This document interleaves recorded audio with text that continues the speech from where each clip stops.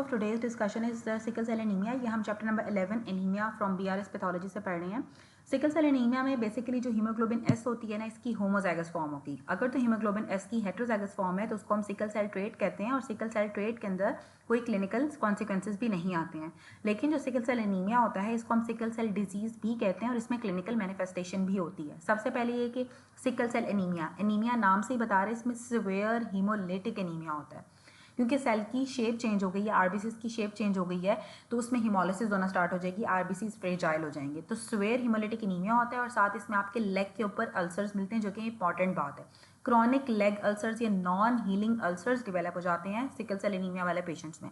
Sickle cell anaemia के 4 crisis होते हैं। पहला होता है वेजो ऑक्लूसिव क्राइसिस, जिसको हम थ्रोम्बोटिक क्राइसिस भी कहते हैं, जिसमें आपको पेनफुल होता है। ये पेनफुल क्राइसिस होते हैं, इसमें आपके पेट में, आपकी बैक में, आपकी चेस्ट पे, आपके लिम्स में स्वेयर पेन होता है, और डिहाइड्रेशन से, इन्फेक्शन से ये प्रिसिपिटेट हो जाता है, या अगर आपको डीऑक्सीजनेशन है तो उससे भी ये प्रिसिपिटेट हो जाता है। इसमें पेशेंट को लेग अल्सर्स बन जाएंगे, और लिम्स के ऊपर अल्सर बन जाते हैं, और पेन वाला होता है।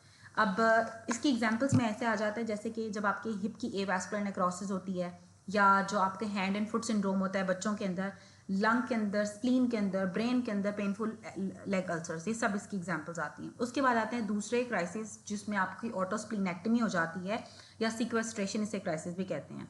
इसमें क्या होगा कि आपके ऑर्गन्स के अंदर सिकलिंग होने की वजह से आपकी लंग और स्प्लीन के अंदर ब्लड की पूलिंग होती है, और फिर एनीमिया आपका मजीद वर्सन हो जाता है। क्या होगा कि जो स्प्लीन होती है ना, वो कंजेस्टेड हो जाती है ब्लड सेल से, ठीक है। पूलिंग ऑफ ब्लड होगी, क्योंकि सिकलिंग हो जाएगी ऑर्गन्स के अंदर, ब्लड सेल सिकल कर जाते हैं, तो स्प्लीन पहले कंजेस्ट होगी, फिर एनलार्ज हो जाती है। एनलार्ज होने के बाद फिर जब बार बार रिपीटेड इन्फेक्शंस होती हैं स्प्लीन के अंदर, तो स्प्लीन का साइज जो होता है ना, वो श्रिंक कर जाता है, और ऑटोस्प्लीनेक्टमी हो जाती है। जस्ट लाइक कि जब आपकी लिवर सिरोसिस होती है तो सेल लिवर सुकड़ जाता है, इसी तरह से स्प्लीन के अंदर भी बार बार इन्फाक्ट्स होने की वजह से और फाइब्रोसिस की वजह से स्प्लीन सुकड़ जाती है, प्रोग्रेसिवली स्मॉल हो जाती है, और ऑटोस्प्लीनेक्टमी हो जाती है सिकल सेल एनीमिया वाले पेशेंट्स में।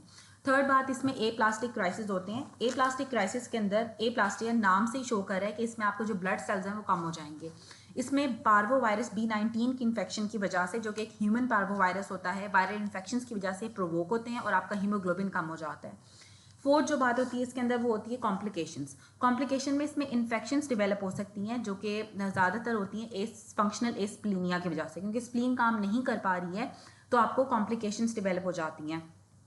अब इसमें जो साल्मोनेला नमूनिया होता है ना, साल्मोनेला और नमूनिया इन्फेक्शंस कराते हैं कॉमन ओवरऑल, लेकिन जो साल्मोनेला होता है ना, वो आपका ऑस्टियोमाइलाइटिस में इन्वॉल्व होता है, ठीक है।